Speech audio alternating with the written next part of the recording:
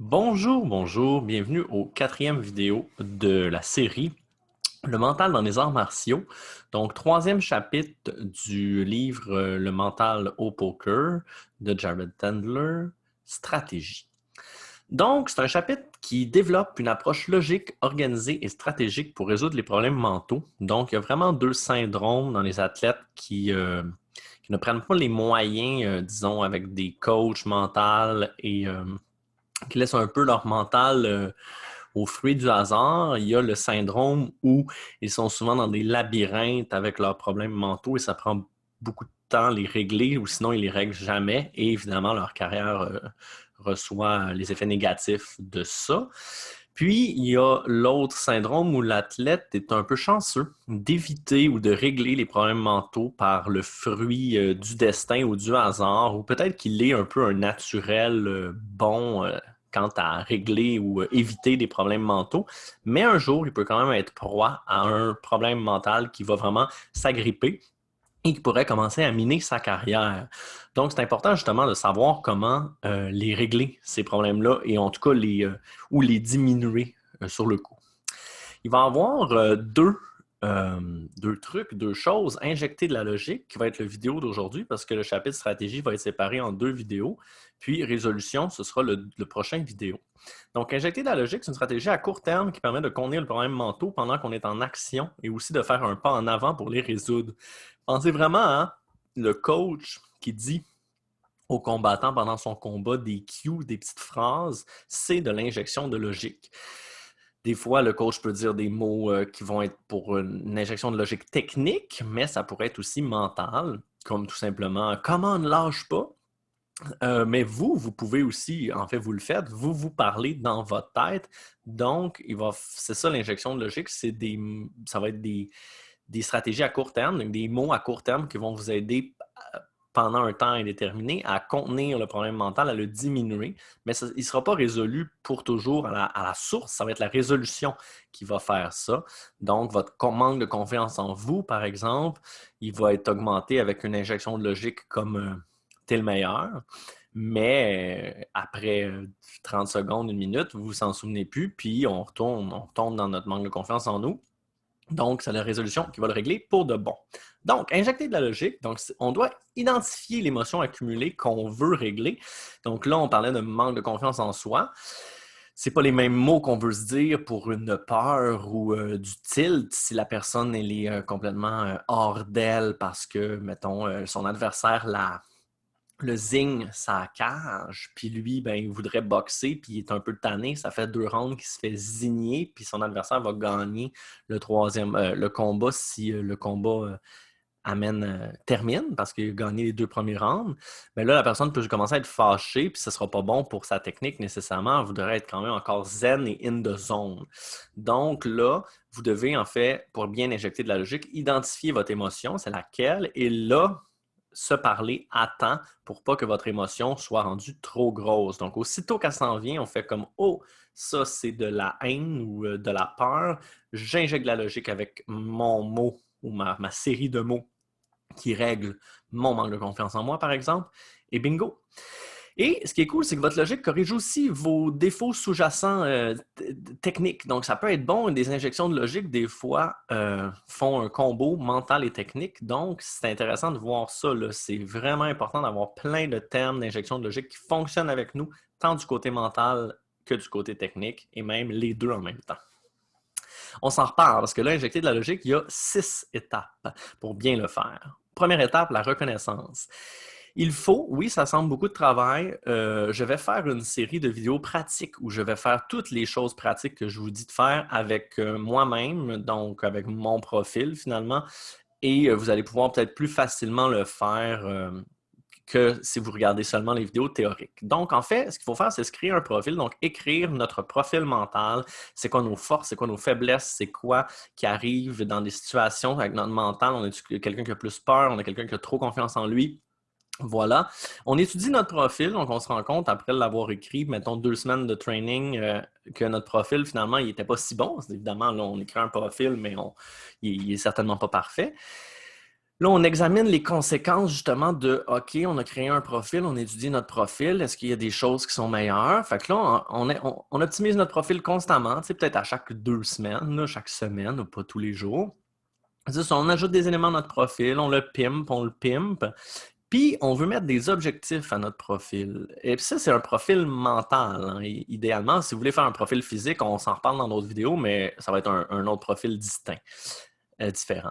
Fait que on se met des limites, c'est on se met des objectifs physiques pour notre profil physique et mental pour notre profil mental. Donc, dans 3 mois, 6 mois, 1 an, c'est où qu'on veut être mentalement par rapport à nos problèmes mentaux. C'est intéressant en passant, si vous vous dites rapidement, ouais, mais j'ai pas vraiment de problèmes mentaux, ben c'est pas vrai. Vous avez des problèmes mentaux, faut pas penser que problèmes mentaux, c'est des grosses affaires, là. C'est des endroits dans votre mental où vous n'êtes pas optimal, top-notch, c'est un problème mental. Il peut faire des petits, tu sais. Fait qu'il faut régler toutes ces petites émotions-là qui nous attendent. C'est quand même un bon travail. C'est pour ça qu'on s'y met là, pour vrai avec beaucoup d'outils. Et finalement, on passe à l'action. Donc, on passe ça, puis on l'optimise, puis on essaie de se rendre à nos objectifs réalistes quand même, hein. Voilà. Respiration profonde. Donc là, on est dans le moment où on doit injecter de la logique. Donc, on reconnaît, OK, c'est la peur. Et là, avant d'injecter de la logique, on va faire une respiration profonde parce qu'en fait, si vous n'êtes pas assez stressé, comme on a vu dans d'autres vidéos, votre performance est moins bonne. Si vous êtes trop stressé, votre performance est moins bonne. Puis, il y a un niveau de stress optimal pour avoir une performance optimale. Puis, pour un peu être ouvert à recevoir notre injection de logique.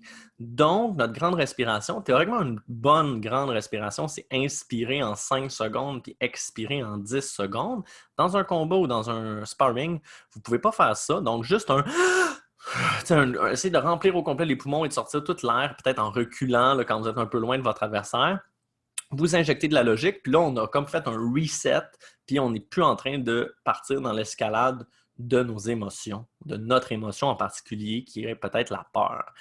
Là, on injecte la logique après notre respiration. Donc, on trouve une phrase ou plusieurs hein, pour différents problèmes. Pas toujours la même phrase, mais des fois, il y en a des phrases qui peuvent marcher pour plusieurs choses nécessairement, mais c'est vraiment vous qui allez trouver votre phrase qui marche avec vous. Votre coach peut vous aider là-dessus, c'est sûr. Vous trouvez une phrase que vous prononcez à vous-même qui vous aide à garder la tête froide. Un exemple, Rose Namajunas disait avant son combat contre Zheli Wang, « I'm the best, I'm the best, I'm the best ». Nécessairement, d'après moi, c'était pour pallier à un manque de confiance en elle au début du combat. Puis c'est intéressant parce que peut-être qu'elle ne manque pas de confiance en elle dans le combat, elle ne manque pas de confiance en elle 2 semaines avant le combat, mais tout de suite avant le combat, quand Bruce Buffer, c'est là qu'elle savait que son émotion de manque de confiance en elle allait prendre le dessus. Fait qu'avec I'm the best sans arrêt, à la shot down pour pas qu'elle arrive. T'sais. Donc évidemment, c'est moi qui dit ça, c'est peut-être pas ça, mais vous comprenez un peu, ça pourrait être ça et ça serait vraiment un très bon exemple. Mais d'autres fonctionnent peut-être pas comme ça pour la confiance en lui. Georges Saint-Pierre, il y avait une histoire qu'avant son combat contre Michael Bisping, Christophe Midou, il avait dit « Ah, Georges, celui-là, tu l'auras pas, tu vas le perdre. » Puis ça l'allumait Georges Saint-Pierre à performer au maximum. Donc lui, ça lui donnait confiance en lui qu'on lui dise qu'il est poche. T'sais. Il voulait comme montrer à Midou qu'il avait tort. Donc, vous voyez, on n'a pas toutes la même façon de fonctionner. Trouver la vôtre, c'est très, très, très important. Après ça, rappel stratégique. Donc là, cette étape est plutôt technique que mentale. C'est qu'il faut noter, quand vous n'êtes pas au top mentalement, quand l'émotion commence à s'en venir, mettons, la peur, sont où les failles dans votre technique à ces moments-là? Et là, c'est très important parce que quand ça va se produire puis que là, votre injection de logique ne fonctionnera pas vraiment, puis là, vous êtes dans la peur, bien, vous savez, par exemple, que votre garde descend ou plutôt vous n'êtes pas assez agressif, vous ne lancez pas assez de coups, votre volume de coups descend et vous allez pouvoir faire attention à ça plus facilement. Quand il y a le manque de confiance en vous, vous perdez votre sang-froid, puis vous faites juste swinguer, vous ne défendez plus les takedowns, puis là, ça, vous le marquez dans votre profil, évidemment, c'est de l'or en barre pour pouvoir régler les problèmes mentaux et les problèmes techniques dus aux problèmes mentaux. Et finalement, on répète, on répète, on répète, on répète parce que c'est sûr que ce n'est pas encore résolu en une fois, en une semaine, en un mois. C'est du long travail, mais un jour, vous vous réveillez et vous vous rendez compte en vous battant ou peu importe que, oh, mon bon vieux pattern n'est plus là. C'est une bonne victoire. Faire attention, il pourrait revenir, mais au moins vous l'avez bien réglé. Fait que vous avez comme vraiment une armurerie plein d'armes d'injection de logique pour votre problème mental. Fait que même s'il revient, vous êtes prêt, vous l'attendez. Et finalement, quitter l'entraînement ou le combat, c'est sûr que quitter le combat, c'est un peu mal vu. Évidemment, si vous perdez, c'est pas fameux, mais quand même, hein, ça peut être une excellente idée pour notre santé physique. Et même peut-être notre santé mentale. Hein. Vous êtes extrêmement blessé au deuxième round, ça n'a plus de bon sens, puis vous avez été vraiment. On vous a donné énormément de coups à la tête au deuxième round. Le troisième, c'est vraiment l'abattoir, puis il n'y a pas d'arrêt du médecin, mais lancer la serviette. C'est sûr que des fois, c'est plus le travail du coach parce que le fighter, il est vraiment drillé à ne jamais abandonner, mais ça peut être vraiment une bonne idée, tant sur votre physique que votre mental. Mais en entraînement, c'est un peu plus ça que je voulais dire, que je voulais jaser. En entraînement, le monde du MMA, des arts martiaux, c'est quand même assez violent sur certains concepts comme lui, votre collègue, finalement, c'est un cave, je vais lui montrer, je vais le kicker d'en face, bien fort. Ou pire que ça, lui, je vais l'étrangler, puis quand il va taper, je ne le lâcherai pas juste pour qu'il perde connaissance. Ça, c'est très, très grave. C'est des voies de fait, surtout le deuxième. Même le premier, c'est juste dans le monde des arts martiaux, ça passe un peu mieux. C'est vraiment pas bon pour votre mental parce que là, vous allez vraiment associer votre art martial à ce comportement-là. Ça va venir miner complètement votre apprentissage physique et mental. C'est mieux si vous ne voulez pas vous battre avec quelqu'un ou que quoi que ce soit, évidemment, d'en parler. Puis vous avez le droit à dire au prof, moi, avec lui, je me bats plus, ça marche pas, je vais tilter et faire vraiment de quoi de grave. Puis cette personne-là peut se faire parler et c'est comme ça qu'on règle le problème. J'en parle beaucoup parce que dans les arts martiaux, on se frappe dessus, on se bat, hein, puis on le sait c'est quoi un sparring, même un sparring vraiment fort, qui a du respect, puis quelque chose de louche. Donc, ne devenez pas louche, c'est vraiment pas bon pour votre mental. Donc, voilà pour la vidéo d'aujourd'hui. J'espère que vous avez aimé ça. N'hésitez pas à commenter ou m'envoyer un courriel ou quoi que ce soit. Je vous souhaite une excellente bonne journée.